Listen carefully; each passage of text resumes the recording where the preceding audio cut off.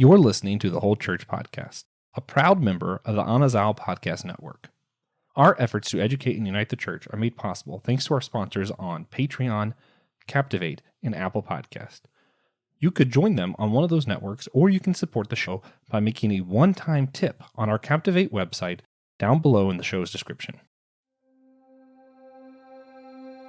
1 Corinthians 15, 21 through 27 in the Christian Standard Bible say, "For since death came through a man, the resurrection of the dead also comes through a man. For just as in Adam all die, so also in Christ all will be made alive. But each in his own order. Christ, the firstfruits, afterward at his coming, those who belong to Christ. Then comes the end, when he hands over the kingdom to God the Father, when he abolishes all rule and all authority and power. For he must reign until he puts all his enemies under his feet. The last enemy to be abolished is death, for God has put everything under his feet." In 1 Corinthians, St. Paul writes to the church at Corinth about divisions rising in the church. Just before this pericope, Paul is addressing divisions around the idea of resurrection. Some in Corinth were saying that there was no bodily resurrection and that Paul rejects that idea from Christian teachings. Or Paul does reject that. Here, Paul explains that death was caused by Adam, which is man, and now life will be returned to everyone through Christ.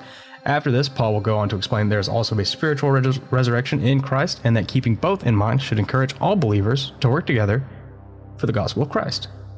Joshua Noel, how might something as scientifically implausible as resurrection actually be the key to addressing divisions in the church?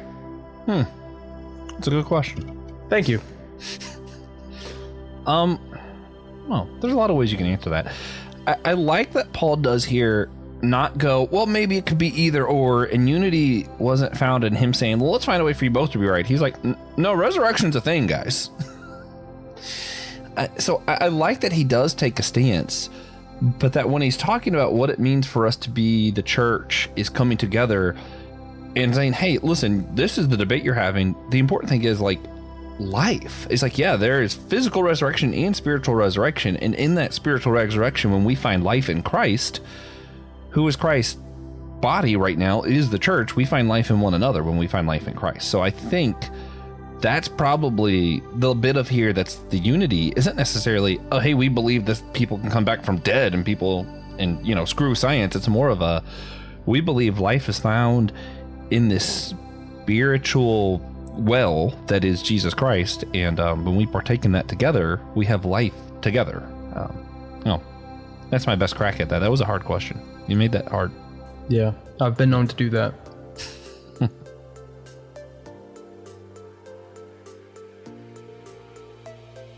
Hey guys, welcome to the Whole Church Podcast, possibly your favorite church unity podcast, possibly not, which is completely fine. No competition. That's kind of against the whole unity thing. We can't do that. Today, we're wrapping up the Whole Church Science Fair. Earlier the year, we did Whole Church Job Fair, talking about people's faith and interacting with their work. And now we're talking about faith in science and where we find unity and difficulty for unity and all that. And we finally wrapping that up after pretty interesting, like 5-ish weeks. Yeah. I'm Joshua Noel, of course, and I'm here with the one and only Pod Almighty, the one whom the Godfather was fashioned after, if you've ever seen that movie. TJ, Tiberius Swan Blackwell. Thank you for introducing me.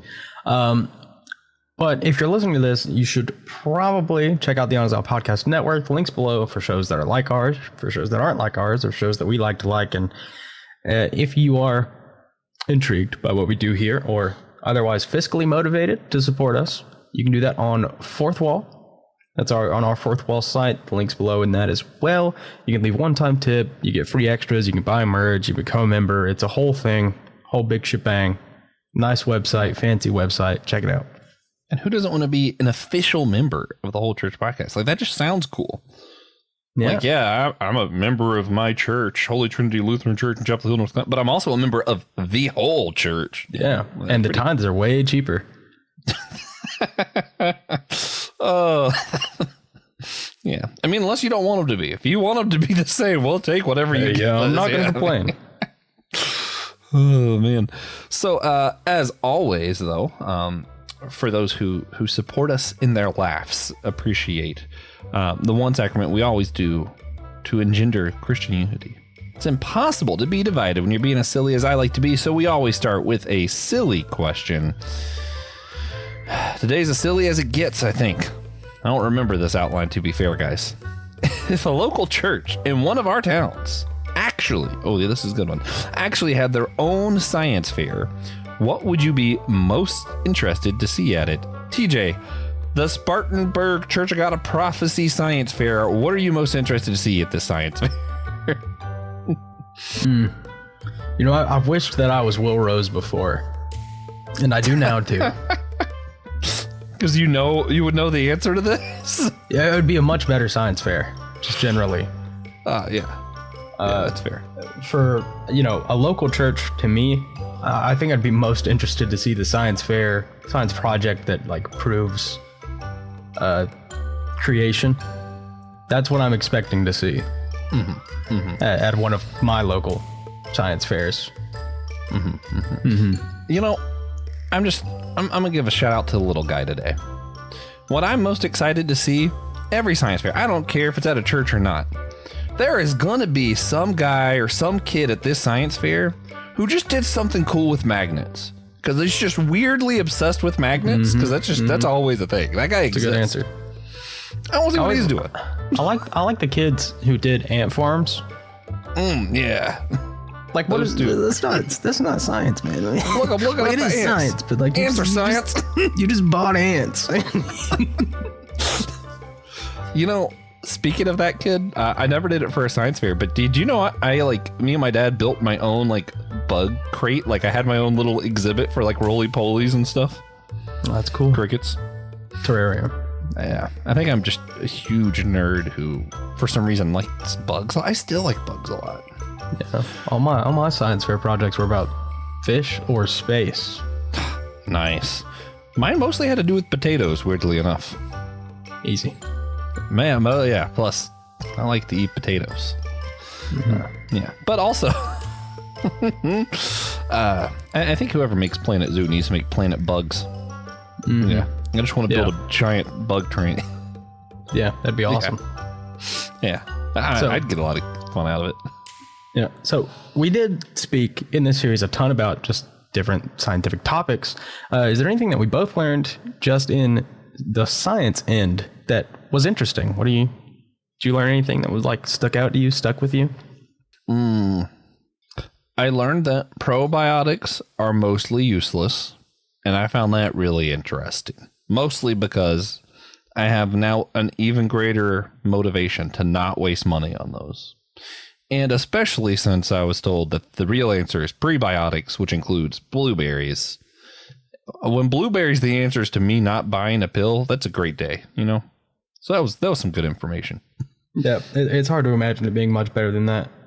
Yeah. What about you? Not particularly. I know a great many things, unfortunately, but no, it actually was most things. I did learn, a little bit about coral and what that's like currently.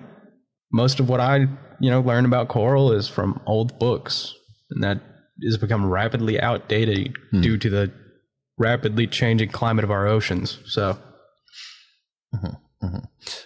I also learned, and I think it is going to stick with me, the three brains thing. I actually get it now. Beforehand, it did. Yeah. I really was pretty confused about that. So that's the nice thing about podcasts is I can just, if I don't get something in a lecture, I can go up to them afterwards. I'm not very likely to do that, or I could try and find a book.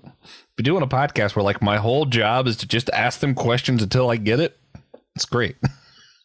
Yeah, see, I cheated for that one. I'll listen to her on a different a different podcast. Listen to her talk to Josh Patterson. It's fair. I usually do stuff like that. I don't know why I didn't that time. Actually, I might have and just still didn't get it because I'm really slow sometimes. It's happened on before. Specific topics. I'm pretty slow, and I feel like brains and physics. Those are some topics that I'm just not pretty keen on. So we both mentioned throughout the series that we study different science at various colleges. I've done nutrition, chemistry, marine biology for a little bit, etc. You studied biology. You are the master of dinosaurs. You created dinosaurs. Why do you think neither of us have actually pursued a career in any of that yet? Well, I know why I didn't. Mm-hmm. So I can answer that half of the question. Mm-hmm. But you're not going to evaluate me right now. No. Because I'm sitting right here. I could answer myself. Yes. Yeah, that makes sense. Yeah, but what about you? So for me, it was COVID hit in my junior year of college, right? Getting my degree, whatever.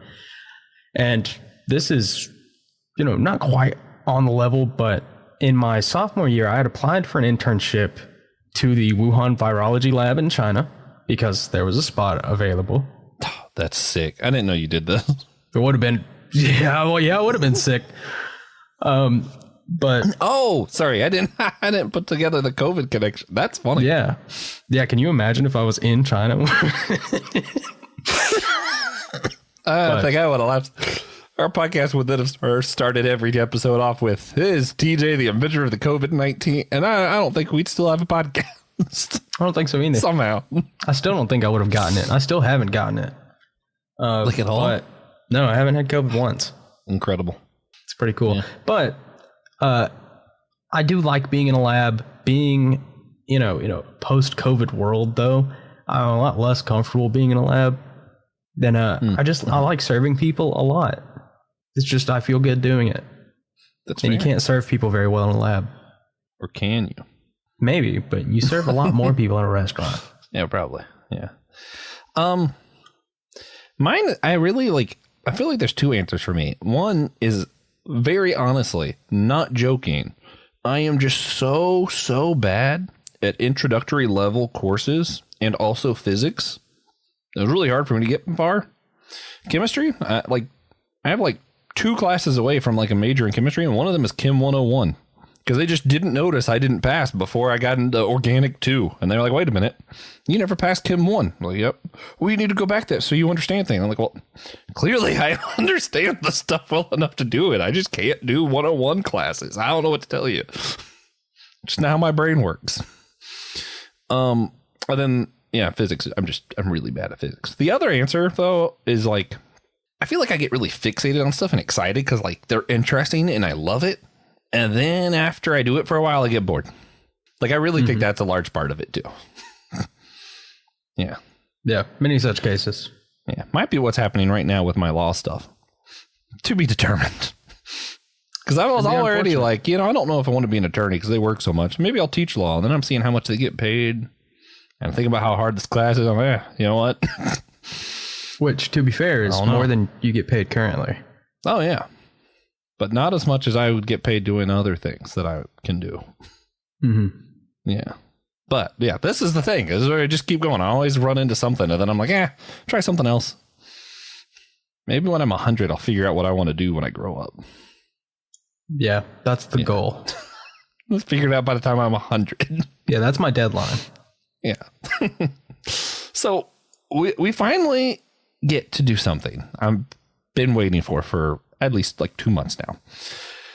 We get to have the definitive answers for the whole church lab. And we're going to ask you a rapid series. We're going to ask you all of them, all of the questions, because I'm pretty sure you could do it fairly quickly still. Alternating. We're not going to alternate. We're going to go through all 4 categories in a row: biblical, religious, everyday, mythical, and just see what all the answers. I think there's 4 questions in each, and then there's one at the end that I really need to know the answer to, and I actually am confident TJ does know the answer to it. Yeah, it's the easiest one. That's not... All right. Are you ready, TJ? I think so. All right. Let's jump into the lab. Which micro and macronutrients would manna have to have for the Israelites to have survived on it alone for 40 years, as described in the biblical tale? And how many calories would they need to consume of the manna per day? So the easy answer is all of them. But yes, specifically, fiber, carbs, fat, protein, sugars. It just has to have literally everything because it's all they subsisted of. And that includes fluids. So get a liter of water out of that manna. Very complex. It's a miracle for a reason. Yeah. Calorie wise, they're not having like a nice, desert. easy time in the desert. Yeah. So probably they would have to eat at least 3,500 calories a day. They were all very small, compared to us today. It would be some dense bread flakes from the sky. It would. Dense and juicy and fibrous. God, that sounds great. It does sound great. Yeah, actually, I got to say, wandering in the desert sounds like the worst place to have gut health issues. Oh, yeah. They're going to need Dr. John Pohl to help them with their microbiome. They absolutely would have. So when Jesus turned the water into wine, what actually happened on a molecular level? I think it just got replaced. I didn't think you were going to be on my side for that one. Yeah. I just really thought you were going to tell me why I'm stupid. All right. Here we go. Next one. The Bible claims there is a Leviathan that once lived in the waters and that it will return during the end times. Where might that creature be now if it's actually real? Terminus Deep, Marianas Trench, easy. Yeah. Easy answer. But strictly speaking, it could just be anywhere. That sonar isn't. Ocean's Bermuda Big Triangle. If Jonah had a smartwatch in the belly of the big fish, and if we took his story literally, what health warning would it send him first? Heart rate. Just fast heart rate. Yeah, that's going to happen before he even gets under the water. Yeah, because my heart rate's going to skyrocket if I'm looking down a whale's throat, All right. So those are the definitive biblical science answers. Now into the next category of religions. Would there be any way to test scientifically whether or not one religious tradition's prayers are more effective than another's? No. All right. If Muslim call to prayer was broadcast from the International Space Station, how would they know which way to face Mecca? Face Earth. I think's the easy, that seems perfectly fine to me. Because it's based on your perspective, right? So that makes sense to me. If you're that far from Earth, your perspective's kind of huge. You could just look at Earth. Yeah, the only part that confused me on that one is you have to face down and towards Mecca, but if Earth is already down... There's no down. It's space. You just towards Earth. Okay, that makes sense. Okay. Most religions are believed to have formed their sacred traditions and items around crops and climates changing observed during the Middle Paleolithic era. I can't use words. Why am I on a podcast? What religious traditions and items should we then suspect if we discovered a people group that originated living underwater? So it would be weird. It would, to us, it'd be completely strange. More tidally based kind of holidays and that sort of thing. A lot of the observations would be for big tidal shifts, throughout the sun's orbit, or the Earth's orbit of the sun, and how that affects the moon and therefore the ocean. Generally, it still changes wildly depending on which ocean they're in, but it would definitely be a little different. Yeah. I will say, though, this question alone has me thinking of using language of currents describing God. That sounds actually really interesting. What's the best scientific metaphor for the Christian concept of the Trinity or the Hindu idea of Brahman? Triple point. So the triple point is the idea, not the idea, it's real, is the specific temperature and pressure wherein a substance is solid, liquid, and gas at the same time. For water, it is 273.16 degrees Kelvin at 611.63 pascals. And at that specific temperature and pressure, water is solid, liquid, and gas. Huh. That's kind of cool. It's really cool. Right. You can look it up. There's a video. Super, super cool to see. Yeah, I might actually do that one. All right, moving on. We've done biblical science. We've done religious science. Now we're doing mythical science, intersection, science adjacent stuff. Okay, if the Sasquatch is out there, TJ, should we most expect him to be from the bear or ape family? Ape. Really? Why? He's ape-like. I was thinking bear humanoid. Just because it's North American. I don't know. Okay, if we found... No. I don't know.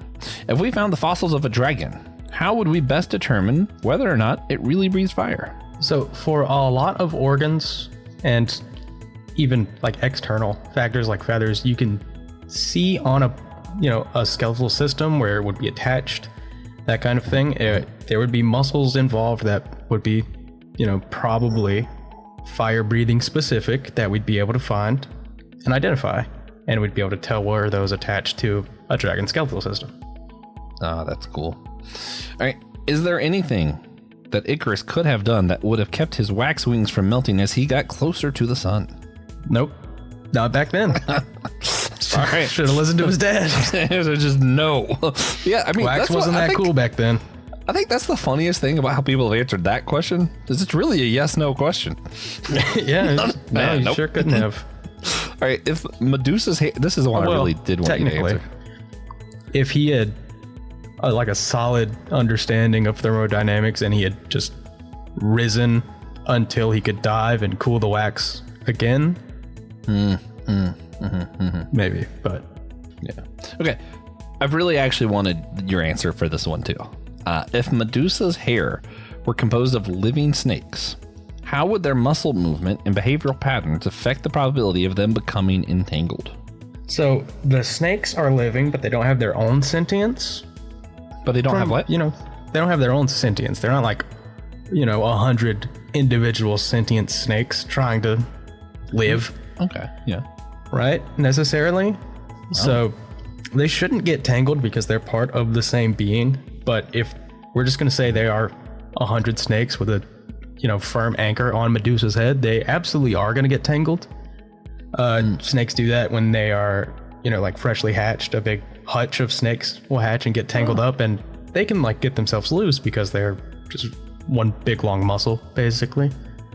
A similar phenomenon can be seen in rats. If you've ever heard of a rat king, terrifying. But rats, their tails will get all, tangled up, and they will have to start acting as one being so they can all survive. It's much scarier. They can't free themselves. Oh. Should we now start discussing Great Mouse Detective, or should we finish this podcast? We should finish this. Oh, okay. See, that's not true. I knew snakes, there was a reason they couldn't get tangled with themselves. I just should know. Okay. All right, so we've gone through 3. The last category, I don't remember what we called this category. Practical? Every day? Yeah, something. Every day. Okay. When drying clothes outside, is sunlight or moving air the more important factor? Sunlight. Moving air can be damp. True. Such as during a hurricane. Why do some people swear by baking soda for cleaning while others find vinegar works better? I think pretty much everyone answered this the same way, and like they do different things. Yeah. Use both together, you can clean anything, and it's fun. Yeah. All right. What's the best way to save money on utilities, TJ? Don't use them. All right. Final question, not in any of the categories, just the ultimate science question. It's why science started, I think, was to let us know what's going on with the beach and lagoon in SpongeBob. It's already under the water. There's another beach with another ocean under the ocean. What's going on, DJ? So it's called Goo Lagoon, which kind of insinuates that it's like tar or spilled oil, and you're definitely like supposed to get into that because Steven Hillenberg was like, a sea life advocate.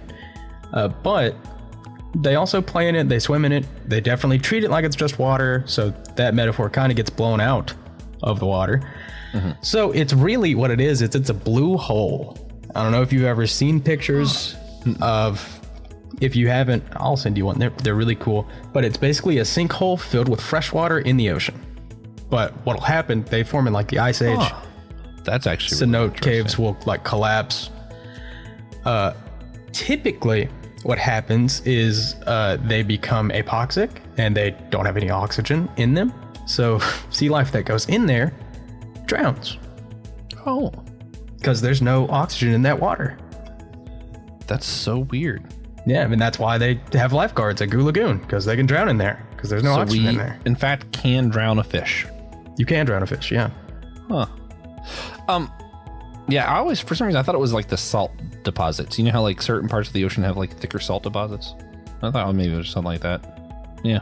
But I like your answer. It makes much smarter answer. Yeah, they're also really, really cool to look at. And you can go scuba diving in them. Oh, that is cool.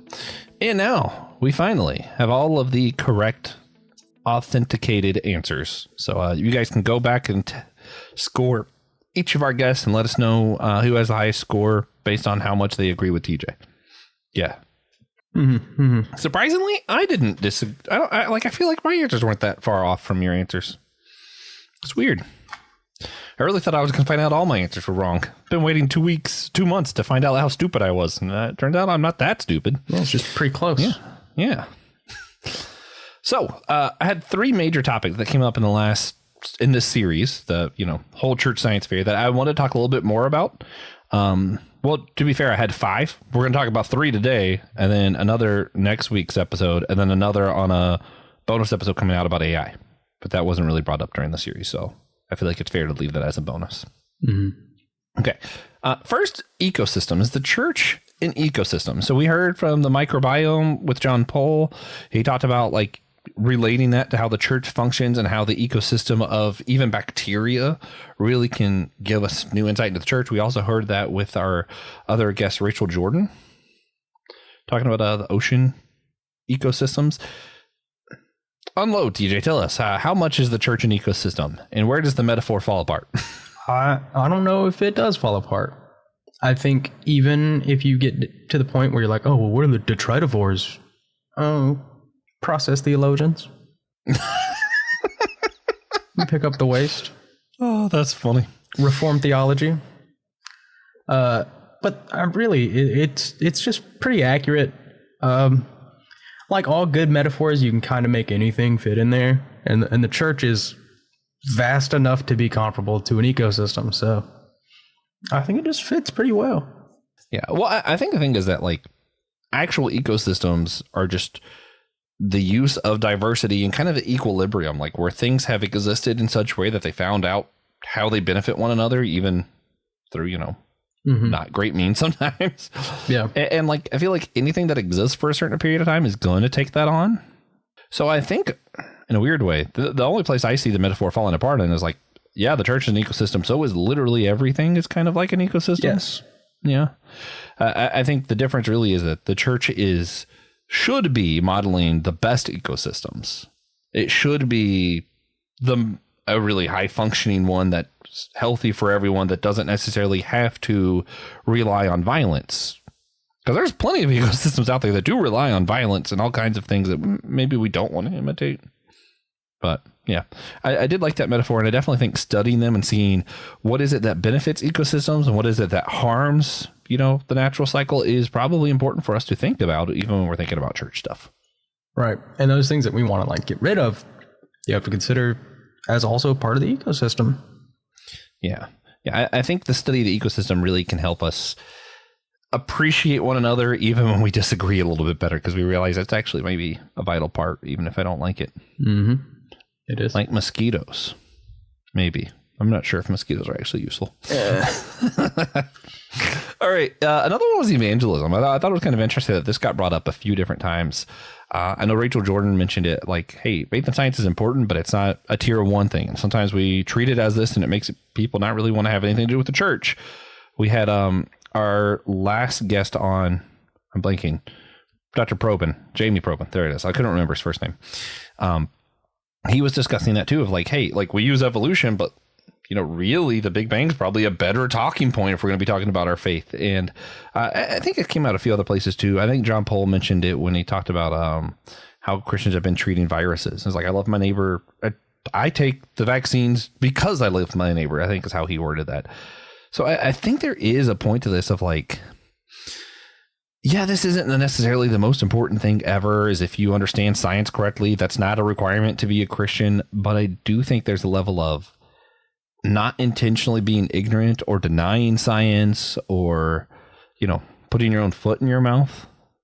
There's a lot of things we can do here that harm us. And I don't think science is necessary to be a Christian, but I do think a lot of how we treat this topic can harm how we reach others for the church kind of deal, Yeah. So the ability to not put science down might be necessary. Yeah. Yeah. And even if you disagree with common consensus, if it's not a tier 1 thing, evolution's the easy one, but let's use flat earth for some reason. If for some reason, the way you read the Bible, you're Earth is flat. maybe don't use that as a starting point, especially if you know you're like, I believe the earth is flat, but I know that that's a far-fetched belief, right?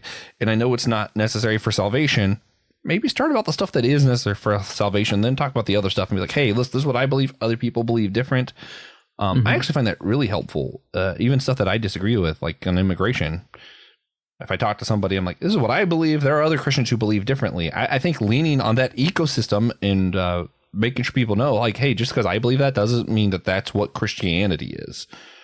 Because I believe in evolution doesn't mean every Christian believes in evolution. Just because you think the earth is flat doesn't mean every Christian thinks the earth is flat. And maybe pointing that out when you talk to people, like, this is my personal belief. I think that could actually probably be helpful for evangelism. Yeah, well, I think flat earth is salvific, and maybe we should start cutting some people off. Just anybody who doesn't think the earth is a flat square with four corners. No, it's a disc. It's a flat, it's a plate. See, but like... But the Bible talks about the four corners of the earth. I mean, I don't know what he was talking about. You're going to make a biblical argument for flat earth. He was talking about the four corners of Afghanistan. Oh. Yeah. For those wondering, DJ is currently joking. Yeah. Yes. I know at least like a couple flat earth people. I am currently joking. Yeah. I'm a round earther. Yeah. But, you know, I think when we talk about the Bible, and I also do think, I feel like we do idolize a lot of this. I find it weird that so many times our conversations about our faith and culture have less to do with Jesus and more to do with what we think of abortion or creation or, you know, whatever here. And I'm like, why isn't, if we're Christian, why isn't the first thing we talk about Jesus and then the other stuff come after, you know? Mm-hmm. Well, I think most people like, oh, you're Christian, I'm Christian. We know Jesus. Awesome. What do you think about abortions? Yeah. Second thing. Very second thing. Period. Yeah. Most people just want to disagree with someone. That's true. Maybe pray about that desire if you have that. Yeah. And it's pretty easy to know if you're going to disagree with someone over whether or not Jesus exists. You probably know that before the conversation really starts if you're trying to disagree with someone. Yeah, that's true. Okay, the last one is probably the biggest one of the three that I think I want to touch on a little bit more was original sin. Got brought up quite a bit. And I think this is one that I failed to mention the very first episode because I got on my, we shouldn't be against evolution without like pointing out like the reason people care about this is because of original sin. So the doctrine of original sin, excuse me, is what most Protestants and a lot of I think all Catholics also believe original sin. Yes, all Catholics do. Sorry. My brain's lagging today. It's the idea that since they believe Adam and Eve were a real first humans, they sinned. So now everyone born from that lineage also has sin.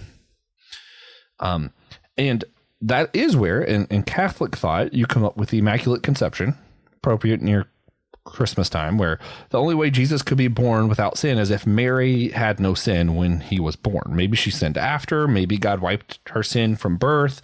Something happened that caused her to be without sin so that Jesus could be born without any sin. That is what the doctrine of Immaculate Conception is, and that's where a lot of Catholics will say double virgin birth. Mary was also born from a virgin. Which, you know, I think that just backs the problem up a generation personally, but yeah, it's fine. Necessarily it does. Yeah, it's like that. You still have that problem. Does Mary's mom without sin, or is, you know, like at some point. Anyway, I don't mean to make fun of the Catholics if I come off that way. It's, to me, that doctrine just doesn't compute, you know. But yeah, that's the problem. So if we're going to say that's how original sin works, that makes a lot of things difficult. Evolution would then mean, if it happened, we would still have to say there was a first man, first woman who sinned so that sin can follow through for original sin to still be true, right? Or if the earth was billions of years ago, we had to find a way that still sin happened through one man, one woman, and it passed down linearly for people who feel like they have to hold on to original sin. That would be the case. So with that, then you're saying without original sin, if we say evolution means no original sin, to a lot of people, what you're saying is we don't need to be saved, which becomes a tier 1 salvific issue. So if the original sin is the only thing you can think of, then yeah, I can see where evolution itself isn't tier 1, But how you make sense of the first man and woman with sin and being passed down can be. So we're getting really close to salvific issues when we talk about it. And that's why so many people get so passionate. I'm going to give you a few alternatives here. Not because I think, oh, original sin's bad, throw that away, use one of these. But it's one of those because there are other ways to say that people are born sinful and that we do need a savior. I don't think original sin and I don't think evolution should be treated tier 1 still, personally. One of those is going to be what's called ancestral sin. This is what your Orthodox, Greek Orthodox, Eastern Orthodox, etc., they're going to fall under. This is the doctrine that they fall under. And it's just basically almost systemic. Because Adam sinned, we're all born with an inclination to sin. Because, dad and mom are doing bad things. The kid is more likely to do bad things. All of a sudden, society is filled with sin. Everybody's killing each other. It's really hard to be the one person who isn't going to kill other people, and those are the extreme versions. But like even in our own world, we're like, if, I think racism is a sin. I believe TJ also believes that. And in a lot of places currently in the world, it's been such where education has primarily been white. And then we hire from the educational people, so the people getting hired are white, and etc. You get this really difficult situation where you don't want to hire someone based off of race, but also if we're only letting the white people been the ones to go to school, well, I'm not going to sue someone who wasn't educated to get hired. And then the problem becomes, if you're not from the people who had the jobs from the education, guess what? They're having more white kids who go back into the education system. So with this cycle, at some point, someone has to step in and start allowing someone other than just the white people in. And then once you do that, if you're just doing it specifically because they're not white, that's still kind of racism, right? So we have a system of racism that the only way to break seems to be more racism in the opposite direction. And there really isn't a good answer. Personally, I don't think there is an answer that's like completely without flaw. And again, this is the most exaggerated version, but we still have something like this in America where like primarily white people are the ones who've gone to Harvard, Stanford, etc. So you have this perpetuating issue. It's not an easy answer. And I think what ancestral sin does is say stuff like that is happening constantly around us, not just with race, but not just with murder, not just with lying, but with everything. So everyone is born with a likelihood to sin, so much so that it's almost impossible to be born in the world that we live in never sin. And that's why we need a savior, aka Jesus. I agree with that. That's how I feel. Yeah. It's probably very Greek Orthodox. Me too, it turns out. The other one is the Jewish belief of Yeser Hara. It is less systemic and more just about you. You individually are just born with desire to do bad things and have to change your desires kind of deal. Yeah. Which, I'm not against, but that doesn't mean that it had to come ancestral. It just means everyone is born with a likelihood to do that. A lot of progressive Christianity is going to take a kind of similar route to one of those, or it's going to be one of these kind of ideas of like, yeah, as people have sinned and continue to sin, yes, you're going to be born. If your parents are likely to sin, you are likely to sin. And, I think it's just pretty similar to Orthodox. I don't really actually know how to differentiate that well. But the point is there are different answers, even within those with original sin. There's some people are going to say that there's imputed guilt, that I am guilty of Adam's sin, even if I haven't sinned because I was born from his lineage. Some people are going to say that Adam sinned for us. He was the ultimate representation of humanity. So when he sinned, we all sinned. Something is like sin itself is like, whatever. So it could be imputed guilt, it could be imputed sin, it could be sin through representation. There are just so many different ways of thinking about this. I understand why it comes really close to a tier 1 salvific issue, but there are other ways to wrestle with this. And when I think science seems to say that the one seems implausible and the church has other answers already, that maybe we should say, okay, the one that seems less plausible from science, if we already have other answers in our theology, maybe we should just go with one of those. It's kind of my thought. Yeah. And it's not like, I'm not saying original sin's not real. I'm not saying immaculate conception doesn't make sense. Immaculate conception is super interesting though. And I also didn't know about that until like this year. Really intriguing. That like sinless Mary thing. I never thought about that ever. To me, God does miracles. Made no difference to me if Mary was a sinner, Jesus wasn't. Yeah. So A lot of church history is cool, man. You got to read more church history. Just read the doctrines. There's some crazy stuff out there. Yeah. Yeah. But I mean, that's also why they think Mary couldn't have had other kids other than Jesus, because then there would be multiple little people without sin walking around, and that just throws everything off. Yeah. And then, she just had Jesus, started sinning. She had some catching up to do. Yeah. And I really feel like, that's another one of those, to me, Immaculate Conception as well as original sin. Flat Earth, actually, I'm going to go with that one too. There are a lot of things that people got from the Bible that I can look at and go, I see where you came up with that, and it makes a lot of sense. But since there are other thoughts out there of how to interpret this, and science seems to say that this way of interpreting it is incorrect, I'm going to go towards the ones that seem more plausible, just because to me, I'm going to pull a Wesleyan. I kind of like that the quadrilateral thing of like relying on scripture, tradition, reason, and experience instead of just one. So I'm like, hey, tradition's giving me multiple roots here. Reasoning saying that this one's not very likely to be true. So I'm going to leave it alone. It's just where I'm at. Personally. Yeah, that's fair. Yeah. Any other thoughts about original sin or anything? Echo Draconis Divinity Original Sin 2. Great game. All right, I'll check it out. Maybe. Yeah. So what are our big takeaways? I was going to get there. But for me, I think the biggest takeaway is that science and faith are perfectly capable of interacting with one another and coexisting. Yeah. Yeah.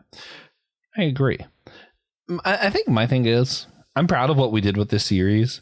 I was worried it was going to be something that's just been overdone. Because, like, God, you hear the faith and science, you hear the, evolution stuff so often. I'm like, it's just, to me, when stuff gets overdone like that, it's like a Taylor Swift song, and I like Taylor Swift. But after, like, the first month, it's just like, man, I no longer can stand that song. Even though it was a great song. Just get played too often. That's how I feel like about a lot of this stuff. And I think that's where, like, there was a few points of hope in this for me, like hearing people like Rachel Jordan talk about like how just ignoring the can we and just does it. It's like, yeah, the science is helping my faith, and let's talk about that instead of saying can we do it or not.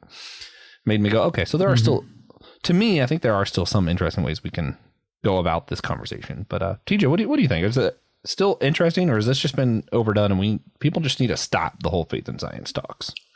I think it comes and goes, it becomes uninteresting until you meet someone who is some high profile scientist and is also super loyal to their church, and you're like, that's interesting. Yes, I speak both of the God particle and of the God. But yeah, it has its times, and I think it will probably remain interesting for the rest of time. However you perceive that to be. Time's not real. Time was something. Listen, time is propaganda from the clock industries. That's why you're so bad at physics. You can't accept that time is real. That could be it. Yeah, I figured it out. So, what in the sciences or nature make us really see how awe-inspiring that God is? Like how many of our guests were inspired by their studies to love God more deeply. In a weird way, like the most destructive things and also the smallest things are what really draw me in. So like growing up in Florida, hurricanes, just gotta let you know, if you being somewhere during a hurricane, seeing a town after it was hit by a hurricane, it is really difficult not to see that and be like, whoa. It just fills you with this kind of sense of, I don't know. It's hard to see some of the results of that and not feel like there's something greater than you. So to me, I always get I know it's like terrible because like hurricanes ruin people's lives, but like just how powerful it is makes me really just, I don't know, feel a lot of awe, like the question said. And it makes it like really easy to understand how the ancient Greeks came up with angry dudes. All the gods are angry dudes. They must be really pissed. Yeah. It's super understandable. Yeah. But then like also the really, really tiny things. Like, man, I'm a nerd. I've been playing Planet Zoo a lot lately, right? And how difficult it is for me to juggle a simulation of a zoo where I'm having all these different animals and I have to keep different people going here and there to take care of the different exhibits and taking care of all of our customers, and it's like, oh man, that's a lot. That's hard. It is challenging. And then to think of like how the entire world just exists and there's like tiny little bacteria that could just throw the whole thing off and somehow it functions. To me, that's just incredible. I don't know. Yeah, for me, it's organs, organelles, organ systems, the human intravascular system, every single animal. Organ ducts. Yeah. Yeah. Yeah. But I mean, the way beings work, it's incredible. And it's just so unbelievable. That's why, if you watch the newest Frankenstein by Guillermo del Toro, no bias. Such a good movie. I love him. And the way Victor Frankenstein breaks down the human body. He's like, look at this. Also this. But it is truly beautiful to see the, just your veins laid out. Yeah, it's cross wild. Sections of human. It's divine. Yeah. Yeah. In a not mad scientist way. It's divine. Yeah. Not like you want to be God in a, wow, God's cool and I shouldn't do that. Yeah. It's more of like a, whoa, I cannot do that. Nor could any human. Yeah. Yeah. Man. Yeah. And I think that's the cool stuff about science is when you just discover how intricate everything is and how well put together it is and just how I don't know. If you take a step back and don't ask, like, we should be asking how it affects our theology. I'm not saying you should never do that, but like sometimes if you just pause that for a minute and just look at what we've discovered or seen about the universe, it's all inspiring on its own. And I don't think you necessarily have to always go, well, what does this mean about my theological idea of? Sometimes, yeah, engage that question, but sometimes just see the world for what it is, like the human body for what it is, microbiomes for what they are, the supernovas, the, nebula stars, whatever. Like sometimes just to observe it and read it, think about it and be like, wow, that's incredible. Just let it be. Mm-hmm. Yeah. Yeah, especially when you start studying space, a lot of things are coincidental and like, man, that's a crazy coincidence. Yeah. The fact that there's just a monkey with symbols in the middle of the multiverse is wild. God put that there. Yeah. I've seen Toy Story 4. 3. Oh. I just completely didn't get that either. Oh, man. So, moving on. TJ, we always like to ask our guests, and I love when I get to ask you before wrapping up. What is a single practical action that could better help engender Christian unity that our listeners could stop and do right now? Just stop. They're going to do this action, and the church is going to be more united. What is it? Tangibility is difficult. Yes. It's subjective. What's tangible for one person might not be tangible for another. And I think that's why this question is so difficult to answer what we would consider to be, appropriately. Because we judge all of our guests and they're like, that wasn't tangible at all. But yeah, we don't not do that. Practical. Listen better. Yeah. I'm just going to go outside and be like, someone tell me something. Come on. Yeah. But that really is a great one. But as far as uniting the church goes, and it's going to sound crazy, every church you've ever been to probably already does it. And I know Josh hates it, but you stand up and you shake somebody's hand. That doesn't mean shake your grandma's hand. It's supposed to introduce yourself to someone else. The church can't be unified if you don't know the church. Mm-hmm. I think my favorite thing since going Lutheran is like a lot of times their version of that is literally like tell someone peace or give them peace. And they're literally just going, peace, peace. And oh man, no one touched me. This is great. Yeah. But you gotta know the church to unite the church. Yeah. Well, also the microbiome episode really makes me go, wait a minute, maybe this whole shaking hands and taking communion from the same loaf of bread actually might be important. It is. Yeah. It's like how having a cat makes you like cats more. Because it literally does that. I was going to say, so far, that's not true. It is. It is true. You like the cat. I like one of them. But overall, I think I like the species a lot less. Mm-hmm. Yeah. But sorry, that's not the point. It's called toxoplasmosis. Oh, all I know is I got the first cat and I was like, yeah, it can't be that bad. 3 cats later. Yeah, no, never again. No more. He really likes 2 of them. I really like one of them. Mm-hmm. Yeah. Anyway. So practically, what changes in the world if people actually start shaking each other's hands, having communion together physically, being with one another? Do we see change tomorrow happening? Yeah. You just by knowing your church better, you're going to be more able to unite your church with others. Yeah. It's really simple first step. And it's really easy to back out of because you're sitting near your family and you go shake your sister's hand instead of, the new guy. Yeah. The amount of misunderstanding people have because they don't really have relationship with others is actually wild.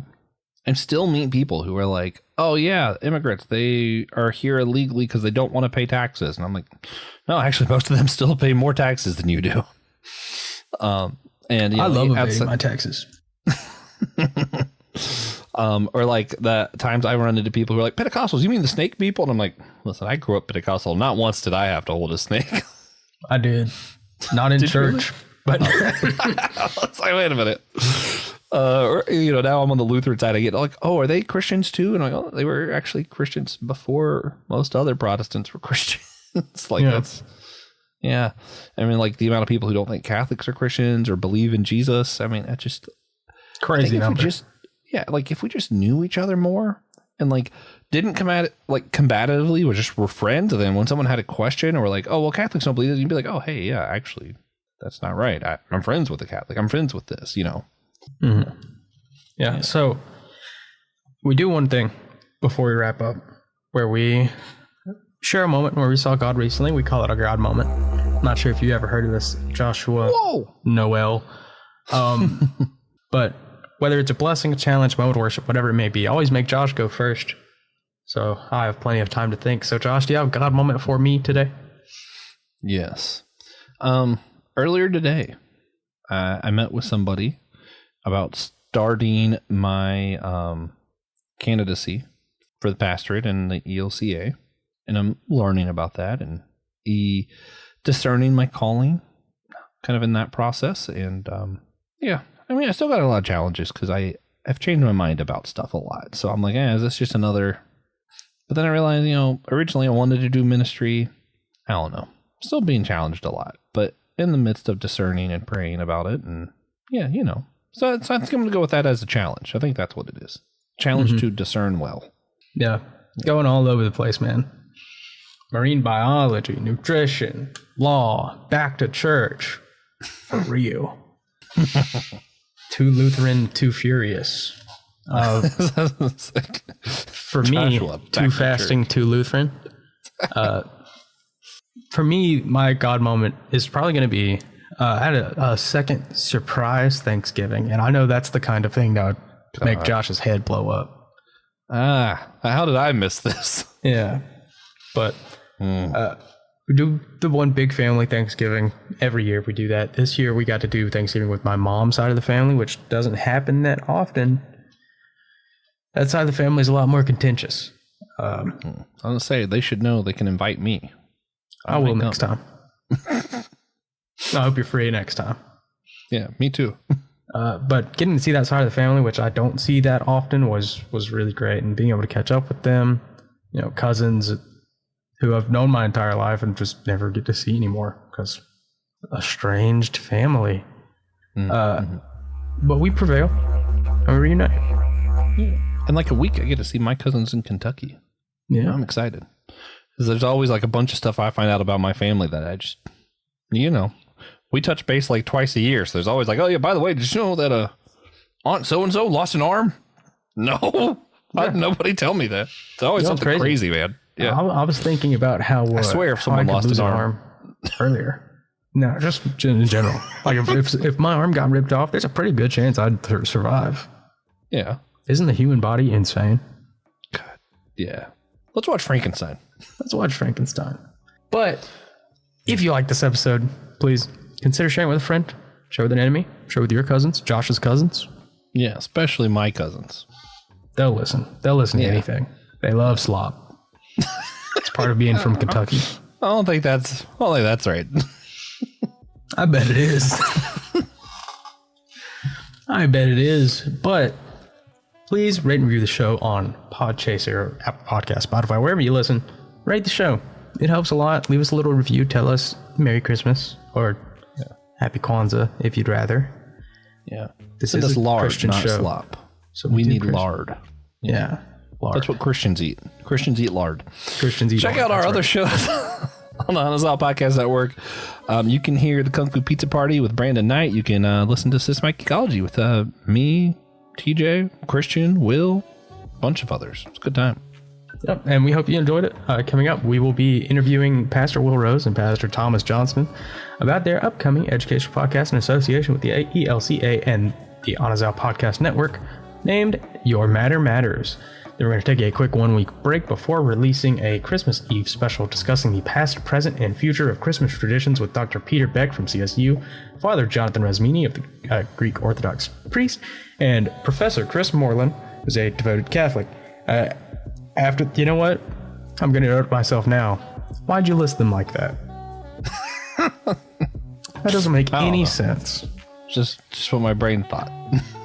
After that, we're going to end the year with an episode with Dr. Chris Hansen on open and relational parenting. And that's in the past. Yeah, it's not out yet. Won't be out till after that. Was that not science fair? I guess not. No. What a whirlwind of a year it's been. At the end of this season, Francis Chan's going to be on the show. Probably. Maybe. As soon as someone tells him about it. Anyone but us. Yeah.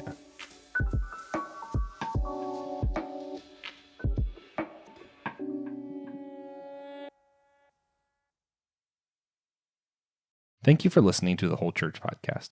We hope you enjoyed the show. Remember, you can always sponsor our efforts to educate and unite the church on Captivate, Patreon, or Apple Podcast. If you're not into the subscription thing, again, you can leave a one-time tip on our Captivate website down below in the description notes. Thank you again, and please come back next week.